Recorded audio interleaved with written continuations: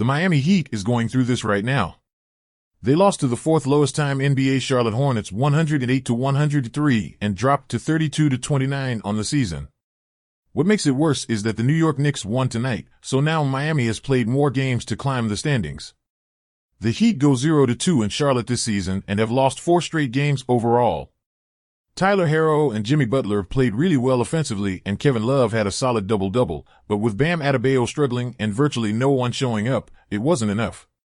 Miami trailed by over 20 points in the first half of this game, but struggled to become competitive. They brought the lead to 1 point twice in the fourth quarter, but Charlotte always had the answer.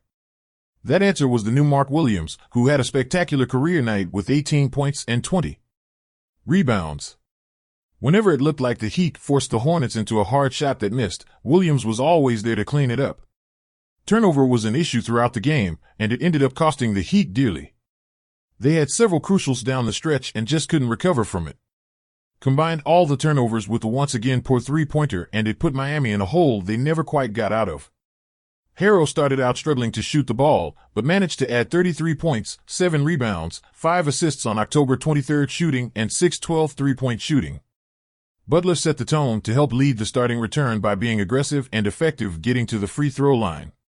He finished with 28 points, 6 assists and 3 rebounds on 6-8 shooting and 16-20 in charity range. Bam Adebayo moaned all night but still contributed 14 points.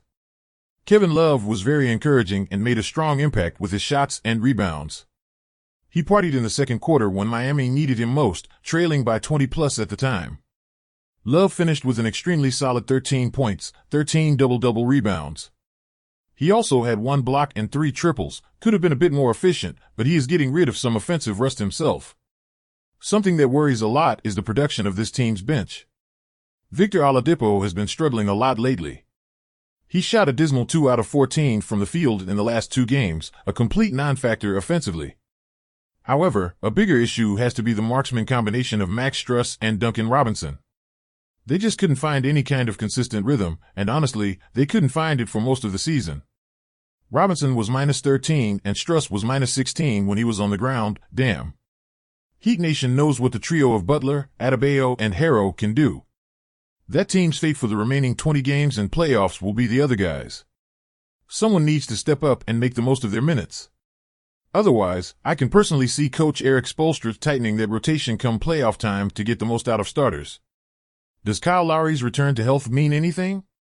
At this point, fans should be willing to want to figure this out. It doesn't get any easier for the Heat as they now prepare for back-to-back matchups against the Philadelphia 76ers. They travel to Philly for Monday's game at 7 p.m. Eastern Time, looking to break that losing streak and clinch their first win after the All-Star break. Write your opinions in the comments, it's very important to us. Thank you, see you soon.